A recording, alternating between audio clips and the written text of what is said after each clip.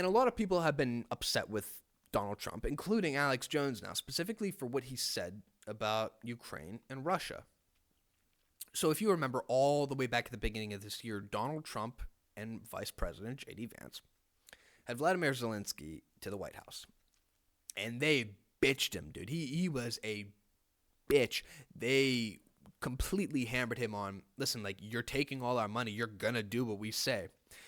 It was a spectacle, and it was viral, if you don't remember. It was insane. And it kind of made you feel like, you know what, maybe voting for Trump, maybe it worked out. Maybe we are now going to tell all these foreign countries, like, no more aid until you benefit us.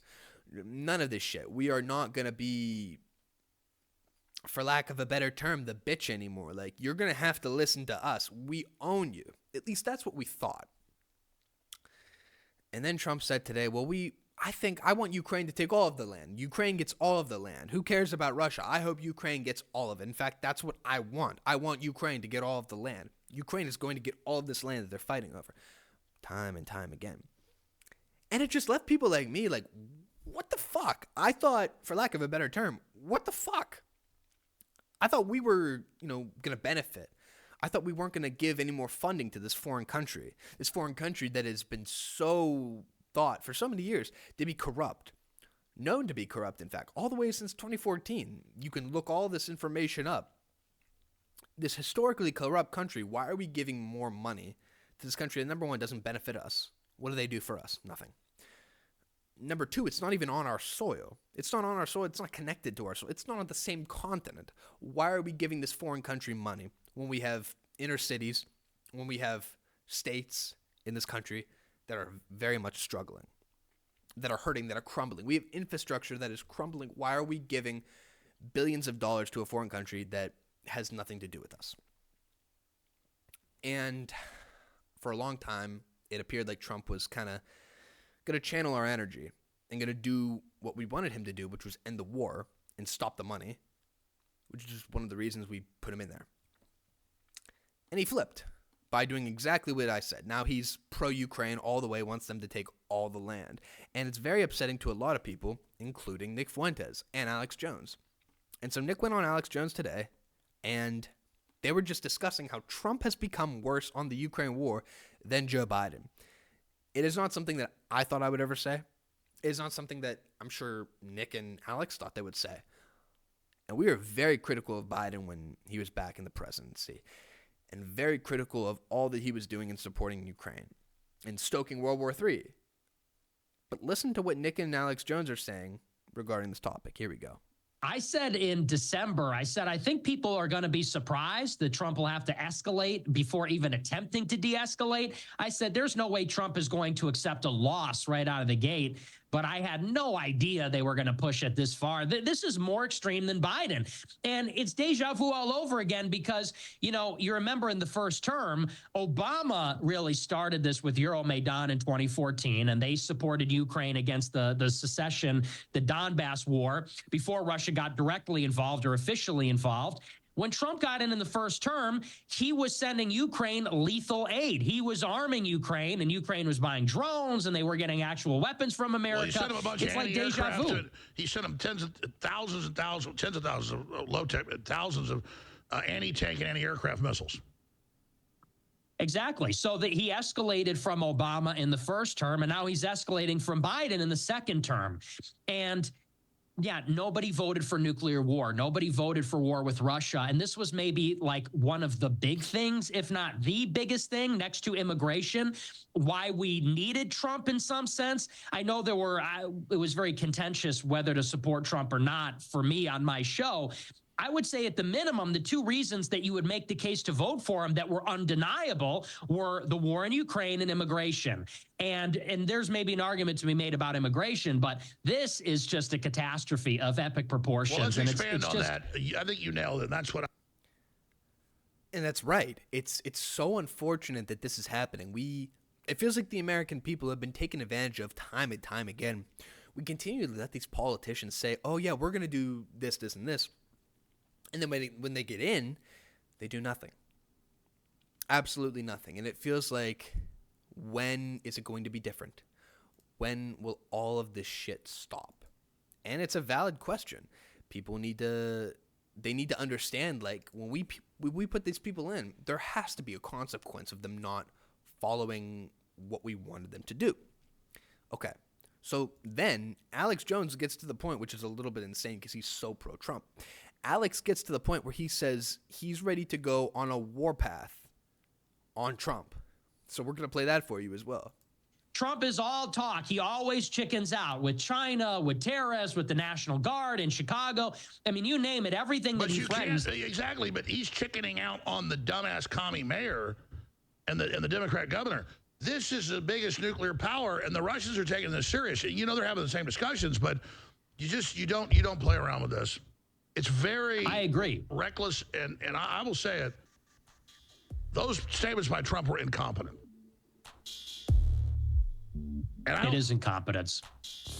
And it's my life and our planet's life. So Trump better reverse this right now, or I'm going to start going on the warpath. Trump better reverse this right now, or I'm going to start going on the warpath. Why? Like, you even got to the point, if you're Donald Trump, like, you even got to the point where Alex Jones turned on you. So you already lost your independent voters.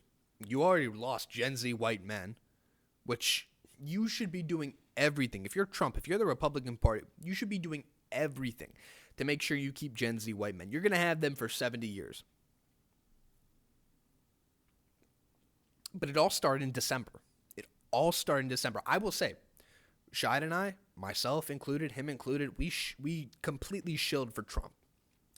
If you weren't watching this channel when the election was going on and before the election, we shilled for Trump. Had no financial gain, just strictly off of what we believed. And we thought it was end-all be-all. It was the most important election of our lifetime in what it seemed like back then. I bought it. I bought the mass deportations that he said would happen. At least he shut down the border. I'll give him credit for that. That's the only thing he's done. I bought the mass deportations. I bought that he would end the Russia-Ukraine war and the Israel-Palestine conflict in 24 hours of being president-elect. That's literally what he said. He said, I don't know if it was Israel, but he definitely said this about Russia-Ukraine. He said, I will end the Russia-Ukraine conflict, the Russia-Ukraine war, in 24 hours of being president-elect. Well, we are, we are 7 months in, 8 months in, and guess what? The war is still going on. Not 7 months in after the election. No, we're like 7 months into your presidency, sir. We are 7 to 8 months in to your presidency, and still going on. But you told us that it would end in 24 hours within you being president-elect. What the fuck? And what Nick talked about in the beginning is mostly true. Trump is a con man, and everything that the left has been saying about him for the past decade is pretty much true. I think back to Mitt Romney's comment about Trump University and how it was a scam, and that's true. Trump was a builder, yes, but he didn't do it. He went bankrupt like 9 times because he's a scammer. Continue going on here. This guy executed a pump and dump while he was in office. He executed a Trump coin pump and dump and grew his net worth into it was by $4 more billion. He was already worth like $2.5 billion. Now he's worth around $7 billion. He grew his net worth by like $4 billion because of a crypto scam. Think about that. While he was an active president of the United States, he scammed his voters and was able to capitalize off that by making billions and billions of dollars while still being in the White House. Is that not crazy? Like, we voted in this guy, and yes, you could talk about the DEI stuff, which is mostly culture war stuff, and the only reason you could consider it a win is because it's not pushed out in our face. And so you could call that a win, whatever, but now he's doing the opposite of what he campaigned against. I can't talk, I'm sorry. He was talking about the DEI and saying how we need to have a meritocracy. He was talking about how we need to end these special protections, and just if you are the best, you get the position. But now it appears he's going back on that.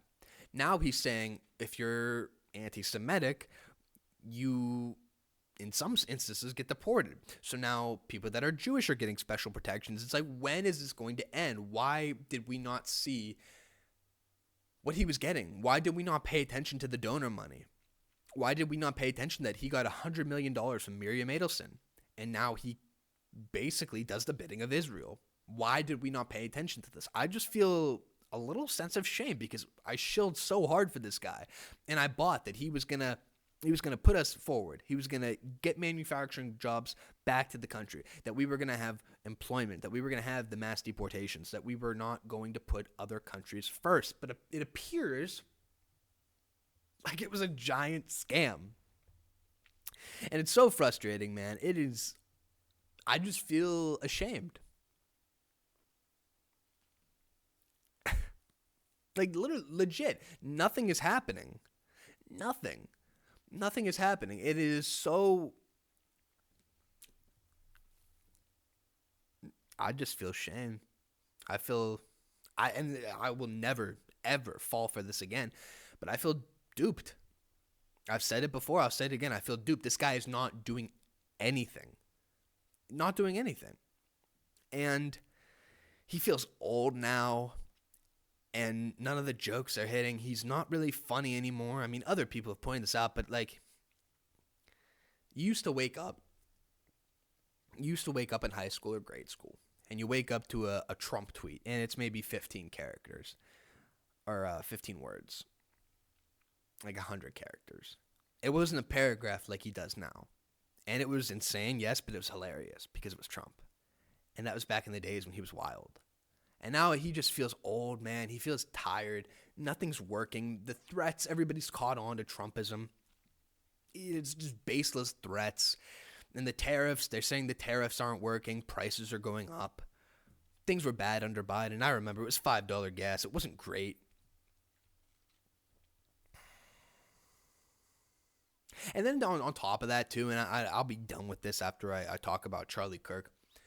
But after Charlie was killed, after Irina Zarutska was killed, you would think that he would do something, right? He would some sort of protection or something and say that white people were under attack maybe, especially after the Irina Zarutska video. But he didn't do anything. People are like, oh, they killed Charlie Kirk. They killed one of his best friends. Oh, I can't wait to see what he does now. And he did nothing. He had a convention, a Republican National Convention for the memorial of Charlie Kirk. That's it. There was nothing. There was no saying, hey, we have a crisis. You could consider something a crisis. Biden did it. Biden did it when he said, we have American domestic terrorists. It's a crisis. And he targeted white people in particular, certain white groups. And he named them. And he said, America has a domestic terrorist issue, and it's real. But Trump didn't even pay lip service to that like Biden did. It was nothing. There was no urgency. The jobs aren't here. Prices are going up. Everything's a clown show. Everything feels like it's theater. Nothing is serious. The Epstein files, my gosh, what happened? Ever since 2020, 2019, it feels like you've been talking about the Epstein files now. Oh, a bunch of Democrats are implicated in the Epstein files. No, when we get in, we're going to release them. All these people. You want Bill Clinton to go to jail? Guess what? He's in it. When I'm in power, he's gone. Bill Gates, you want Bill Gates to go to jail? He's in the files. When I get in power, he's gone. These people, it hasn't happened. Do you notice that? They used the death of Charlie Kirk to cover up the Epstein files being released. And now you have the Democrats saying release the Epstein files. And guess what? When they win in 2028, the Republicans are going to be saying the same thing. And I guarantee you the Dems are not going to release it. So it begs the question then, is Trump one of the swamp? Because the swamp hasn't been drained. You understand? It's been 10 years. The swamp has not been drained. If anything, there are more people in the swamp. The swamp is bigger now. So with the rise of populism in America, with the rise of Trump, it's like, what has it accomplished really? If anything, it's only made Americans more aware of all of the shit that's going on, but populism has not been a win. Now, maybe a different candidate than Trump, somebody more to the right or to the left will change things. I don't know.